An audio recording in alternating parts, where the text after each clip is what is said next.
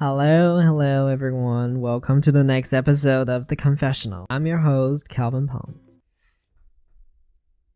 Can't go wrong with Calvin Pong. I know. I got a new haircut.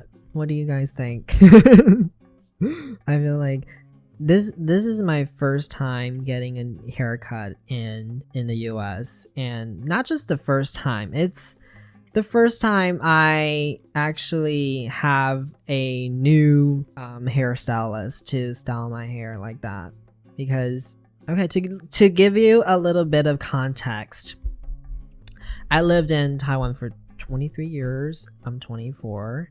And I recently just moved here for about 2 months. So long story short, I'm gonna stay here for a little bit longer, so I had to get my hair cut. As you can see from the last episode, my hair was getting wild. It was like covering my whole face. Anyway, so I found this Asian barber shop here in Orlando, and I was really hesitant because I was wondering if I should find a white person to cut my hair or it doesn't matter. But they all said that white people don't know how to handle Asian hair, so I just couldn't take that chance. So eventually I found an Asian barber shop to do my hair. When he was getting ready to cut my hair, he turned my face away from the mirror, you know, and I do not like that. I was a little bit nervous beforehand, but now it's turned into I'm scared because I couldn't see myself in the mirror and see what he's doing or what I could have stopped him from doing.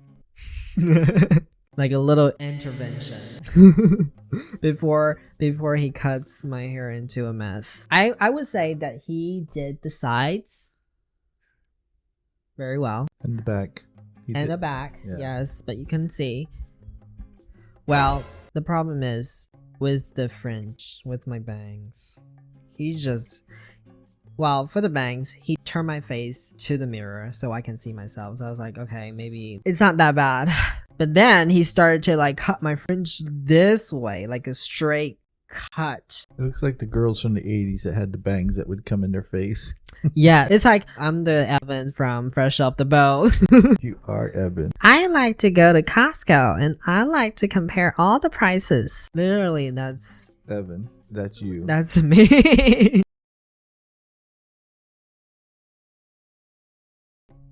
So all the evidence suggests I am like Evan. And your mom is like Evan. Oh, right. My mom is like Evan's mom. I want to know what you guys think about my hair. Should I go visit again, or it's fine, it's not too bad, it's just the first few days after the haircut, so it's gonna be fine. I thought he did a good job. Thank you, but the bangs got cut. My bangs got cut a little bit shorter than I thought, because when he cut it this way, I was like, no, you gotta do a little, layers and not just so like a stiff cut. It looks terrible. So I had him cut a little bit. I had him do a little adjustments so it doesn't look completely like Evan. We will see in a few days if it gets better. Okay, without further ado, let's get into today's story time. Intro.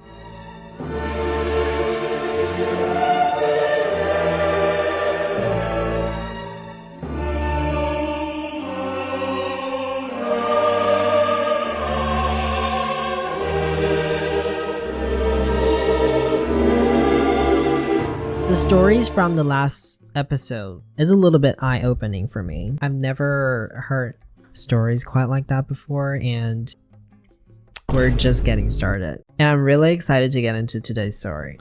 Alrighty, so the first story would be, all of my therapists told my parents that I'm a lost cause. First of all, I think, why would your therapist be telling your parents about any of the shit? I thought there was some kind of client confidentiality in there. Maybe it's because the therapist didn't give any details. They're just like, look, parents, you're wasting your money. Yeah, so let's find out. As a kid, my parents went through a really traumatic divorce. So naturally, me and my brother developed some trauma from it. My dad, being the one who got all the money, paid to have me and my brother sent to a therapist to help us cope. I hated going there because I never felt safe or secure. The environment always felt way too formal, and it made me a little uncomfortable and nervous. Yeah, I do think when you're young and you be put in that situation where you feel like there's something wrong with you and you have to go through this, I think it's a very scary process. I think it's a very scary thing. And being in that little cold white room with the creepy music, that could be a little unsettling for a young kid. Creepy music? Yeah, just like those like really, really tender music, almost ambient music. That creeps me the fuck out. Yeah, but that's only in the office when the waiting room. When you go back, they don't have that. Yeah, so the waiting process is already unsettling. So why would you think that any of the things that happen in that room would be a good thing? Well, not only that, when you're young like that, it's hard to trust other adults, especially after your parents. Exactly. So you already have the trust issues with your parents, and it's even harder to build that trust with some stranger. I don't know about you, but to me, doctors, even they're called therapists, they all sound a little bit scary to me, because it means that there's something to be fixed about you. So I can understand why you feel unsafe or insecure. Yeah. That feelings are validated. But nonetheless, I opened up to her and I talked about how I was feeling and how the divorce has affected me. We also talked about some other things, like things that happened at school and how I felt about certain people. I hated every minute of it. The conversation was forced upon me and I did not want to be there. But at the end of it all, I thought nothing of it. Piggy Pong. Just a day after my first session with a therapist, my dad sat me down and talked to me about the things I had talked to my therapist about in a great detail. Well, that's already fucked up. Yep. Like the whole reason for you to open up to your therapist is that there is no judgment. If your parents sent you to a therapist, they're probably judging you the worst. The thing is, the parents are sending you there because they want to know what they can do to help. And while the therapist has an obligation because the parents are paying, he or she doesn't need to go into detail. They just need to go, here's the gist of it. Exactly. But do you think that parents have the right to know what's going on in a therapy session? Only when it comes to a point where it could be harmful to the child. Yeah, exactly. So if it doesn't get to that point, I don't think the therapist should follow the confidentiality guideline. Right. Not to break them, because the trust that you just built with the kid is going to fall apart right away if they start to sense that you're telling them everything that I don't want to talk to my parents about. The only reason I'm here is because I don't want to share with my parents. And any good therapist would tell the parents, like, I know you're paying me because you want to know what to do. And I'll tell you that, but I can't go into great detail about what your child tells me because then that trust will be broken. Exactly. I do think that there is some kind of boundaries should be set between parents and therapists, because they all think that they're paying and they want to know everything about it, which is a little bit weird to me. Therapists like to get paid, though. Well, I like to get paid, and that's the thing. But that's not going to help the process. You know, one of our friends, he had to go to a therapist because his parents sent him there, and because he was gay. And what the parents wanted was for the therapist to tell him to stop being gay, but they said there was nothing wrong with it, and so the parents would go to the next therapist and next therapist until they could find one, which they never did. Well, that's just completely stupidity on the parents' part. Exactly. So they deserve it. They deserve to be robbed. I was so confused because I didn't know how he could have known about what was said, especially to such extreme precision and to the detail he referred to in the conversation. I decided to let it slide. And when my next session came up, I did the same thing. I opened up to her about some new drama and how much I hated certain people, and then I left. And once again, my dad talked to me about what I talked to my therapist about. Now I understood why I hated it so much. That just infuriates me. It's almost like in the Asian society, I don't know about Western culture, but in Asian society, there is a very distinct hierarchy that is based on seniority. So anything you said could be discredited just because you're younger. You know, that is just seems to me is so fucked up already.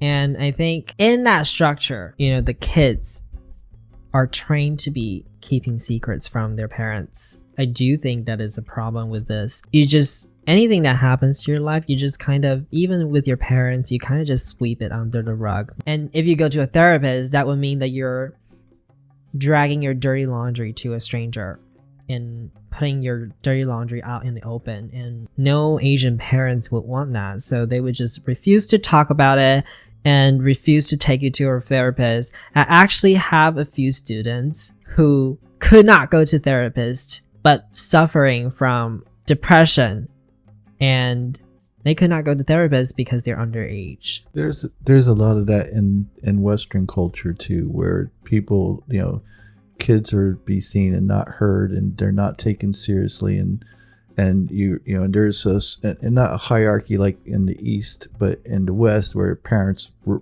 know, reign and children don't have any say so.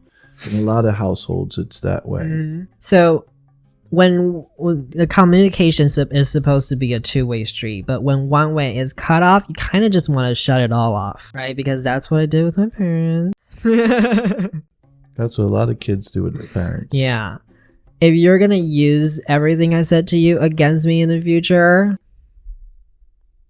you don't deserve it. You and I both have a friend who was an amazing parent, and he has such an amazing relationship with his daughter and his son because he kept that communication open and spoke with him honestly about everything. And that's what parents should do. Exactly. Like, it's almost like with friends. Would you tell a secret to a friend who constantly just not being able to keep them? You wouldn't. You would never talk to them again, or you would never talk to them about your secrets again. So I don't understand why they don't see that though. Parents don't they think that kids' problems are made up, and they don't take them seriously a lot of times, unfortunately. Well, that's where you fucked up. Yep. And that's the thing about Asian parents. They don't like to take responsibilities for anything. They just go, oh, I tried my best, and you fucked up is because of you, not me, not because of my... Yeah. I got news for you. There are American parents just like that. I bet like it's a universal thing. I now understood exactly why my gut was telling me that I was unsafe and that my conversation was not confidential. And I think it's very easy to be gaslit in that situation if you express your concern, because when you're that young, you don't really necessarily know what you're being exposed to. You have no idea what that is about. That you just kind of have to follow what the adults say and not question it. So in that situation, it's always easy to be gaslit. You know, one of the amazing things about this younger generation, in the past couple younger generations, is that they don't just take what adults say and not question it. And I think it's great that they do question it. Well, that's being taken to an extreme extent. Yeah, that's true. Yeah. Now they've gotten a little overboard. So they don't believe anything. I understood exactly why my gut was telling me that was unsafe and that my conversation was not confidential. I came to the conclusion that my dad must have convinced my therapist to tell him about everything I talked about during our sessions. He must have thought I wouldn't notice, but I did. From that moment on, I learned to never tell a therapist anything, and so I did. Wow. I think that really is extremely detrimental to a person, because just because you got fucked over by one therapist, and then you just kind of shuts down all the help that people are giving to you in the future. Except that they got screwed over by two therapists, this person. And not only that, but here's the thing. The reason the father wants to know everything is because he thinks he has the answers. He wants the therapist to get the answers out of you, and he thinks he knows how to handle it. Instead of letting the therapist, suggest this is what needs to be done, he just wants to know what the answer, what you're hiding, so he can deal with it. Well, that's happened with a lot of my students' parents. Yep. They're always trying to tell me what to do with their kids. Stop interfering. Let the professional handle it, okay? From that moment on, I learned to never tell a therapist anything. So I did. When my next section came around, I said nothing. And the next time. After that, I wasn't being taken to my therapist anymore, and I always wondered why. You wonder why? You know exactly why. In recent years, my dad has tried over and over again with countless therapists to get me to open up, but to no avail. Eventually, he gave up and he got mad at me. He snapped and told me that all of the therapists have told him that he was wasting his time and I will never get better. I was so heartbroken and angry, and all of this was his fault anyways, but now I'm getting blamed years later. This has been on my mind a lot recently, and I have never told a soul, and needed to get this off your chest. Yeah, it's unfortunate because it is the parent's fault for interfering where he shouldn't have. A lot of people just wouldn't listen to the opinions of the professional. They're always trying to find a simple solution to a complex problem. And I think that's where where it all went wrong. That's Dr. Phil's mentality. That's why he's such an idiot. Just beat him. What do you guys think about this situation? I think it's hard to get better because when all the odds are against you and all the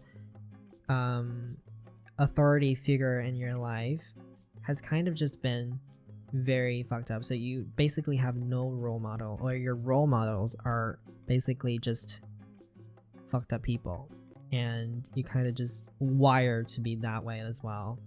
So I do hope that you come out of this stronger. I would give people this bit of advice. First off, what the father said to this kid was his words. I doubt seriously that the therapist worded it the way he worded it to the child.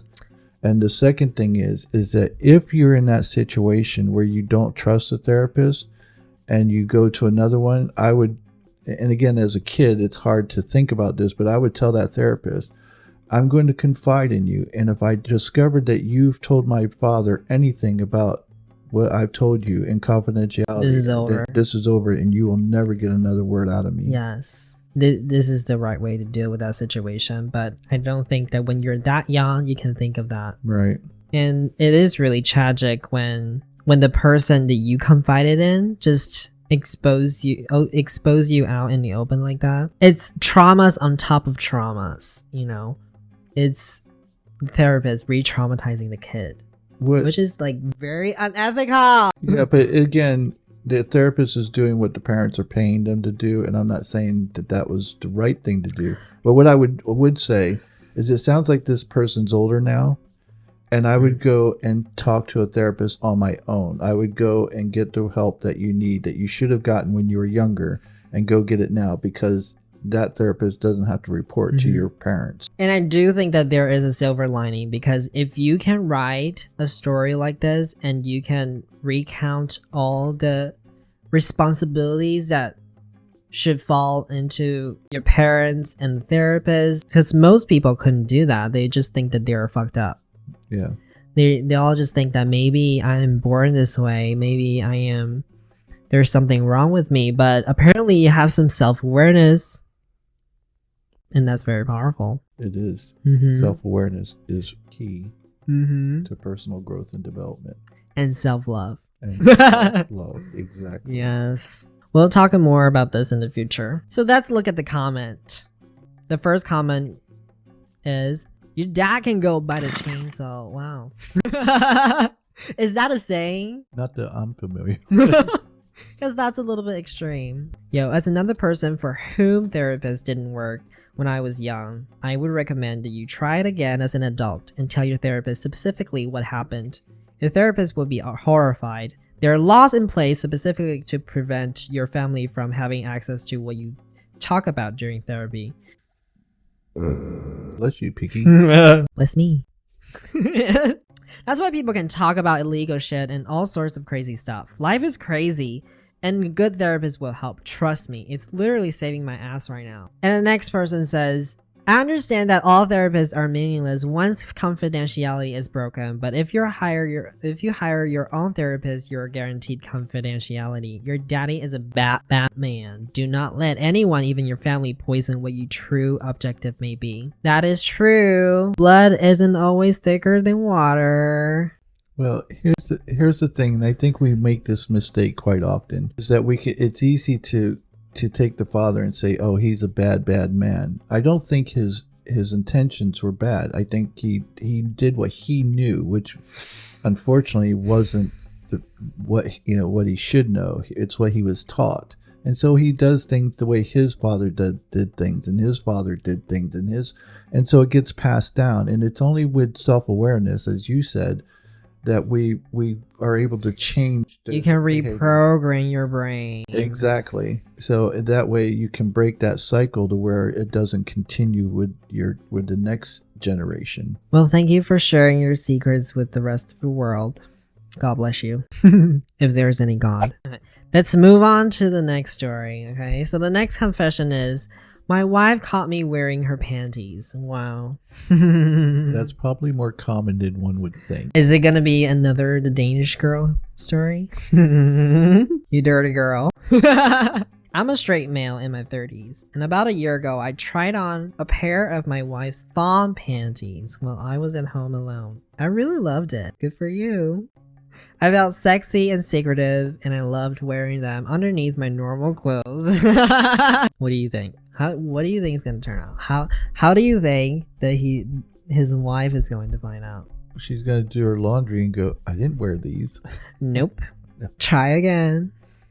The wife was feeling frisky and wanted to have sex, and no. It's like in the most funny way. How's that? Because he said he's wearing them underneath my normal clothes. Yeah. So how would you find out a guy if he's wearing a thong? I don't know, reach down in front. He said, recently I bent over and my wife noticed that I was wearing one of her pink thongs. Oh, you had plumber's crack. I got really scared and embarrassed. Luckily, she thought it was extremely hot. Wow. That did not turn out the way I thought it would. I thought it was another Bruce Jenner. You're sensitive and amazing to all these new people in your life. You're just not so sensitive and amazing to this side of the family that you left behind. Oh, a phone call would have been great. I was hoping for the best, but nothing really has changed. I don't think I've ever met anyone as stubborn as Bruce Jenner until I met Caitlyn. No. I think most straight men at some point or another have tried women's underwear on because they want to know what it feels like. Not because they want to be one, they just want to know what it's like. Okay, for all the listeners out there, for straight people, have you worn any of the clothes that your wife is wearing?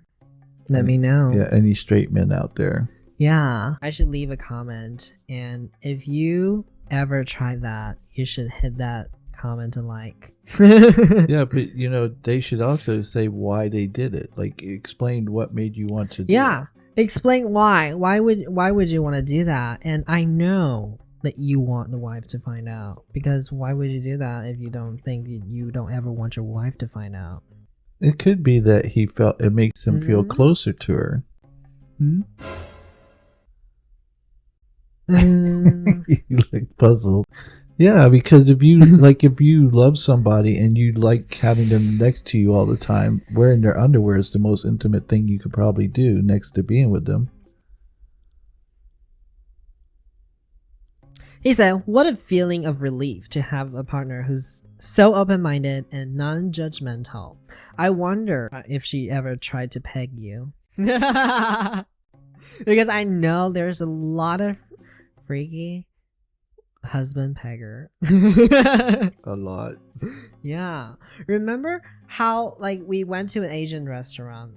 I think it was a Vietnamese restaurant, and there was a bunch of girls chatting away, talking about how she just pegged a guy. What? Yeah, do you not remember that conversation? I don't was speak Vietnamese, so I don't. No, they were speaking English. They're a bunch of white girls. They're just talking about, oh, I just pegged this guy that I just met. I was like, what? I did. You're speaking that out loud in public, especially in an Asian restaurant? White girls have no shame. And neither do black girls. Black girls don't have no shame either. They'll put that stuff out there and post it on Twitter. Empowering. Yeah.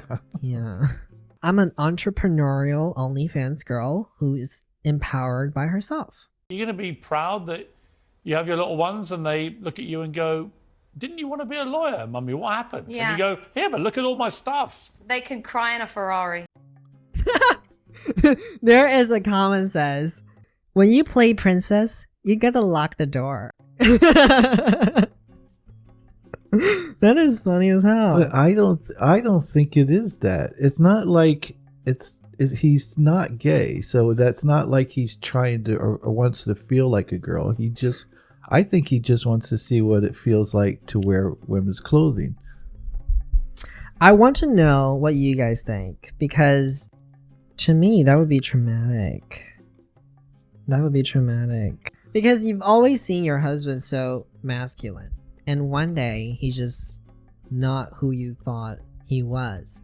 He was wearing a thong, like he was wearing your bras, and that just kind of kills the masculinity at that point. See, again, I don't think it has to do with him being feminine. I know, because but it's just like wives wear their husband's boxers and their shirts to bed and stuff. They're always in their husband's clothes. We don't think of them as being masculine. logically it makes sense, but emotionally you cannot. So let me know if you can recover from that. Okay, seeing your other half being so masculine and just one day start to play princess. He's not playing princess. He was wearing a pair of thongs. Okay, playing dominatrix. I can tell you, being as feminine as I am, I've never tried a thong. I've never tried. That's because you didn't grow up in the any of 80s. Yeah, I'm a very traditional Asian, but sometimes choose not to be so traditional. And there's another person that says, your wife is a keeper. Yes. Yes, as long as it doesn't turn into another Caitlyn Jenner. Oh my gosh, you're taking this way too far. No, Every it's guy. not. That's how it started, right? Because No, it's not how it starts. It knew that his whole life, he says he has felt like he was in the wrong body. and that was like in hindsight. But that's the thing. It's like, this guy isn't saying he feels like he's in the wrong body. He just wanted to try his wife's underwear on. You're mistaking cross-dressing for trans. No. But think about this. There is a high chance that he could be that. Don't you think? Because it's definitely not when she caught him, it's definitely not his first time trying that on. No, he said he's worn like Yeah. he was wearing it quite often, but he said, since this is his confession, he could say, I feel like that this was meant for me, that I'm the wrong body, but he didn't say that. He goes, He said he feels sexy and secretive. yeah, well, I think the only problem would be is if he got caught wearing a pair of thongs and it wasn't his wife's. When you look at someone else's story, you obviously look at it in a very objective way. But if it's your partner, Yeah, but she saw it as... you gotta think, it makes you think if he ever thought about being a girl.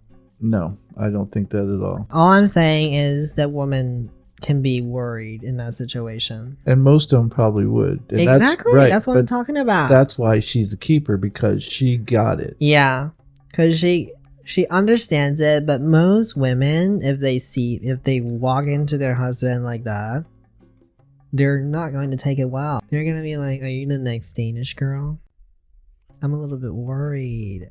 I think at that point, they should communicate with each other to see what's really going Right. on and be supportive. I mean, Not judgmental. the best way to do that for all of the situations we talk about is being understanding Yes. and being very communicative. Communicative. Now, if your husband wants you to stick a finger in his butt, now you have problems. No, because there are some straight guys like girls doing that. Yeah, but very few girls like doing it, and very few guys are brave enough to do it because then they're afraid they'll be gay if they like it. You'd be surprised. I don't know if we in the future we got some kinky audience. I think that'll be very fun. I won't judge you because I'm a dirty man myself. I'm just kidding. No, I'm not. Yes, I'm kidding. Are you though? I am. I am kidding. Am I? I don't know. If it ever happens to you, what would you do? What would you do in that situation? Would you be scared? Would you be anxious? Would you be, I don't know, understanding instead? If you freak out at first, I think that's normal reaction, but It's not a good reaction. it's not a good reaction. Let me know what you guys think. What would you do in that situation? And I'll see you guys in the next episode. Bye.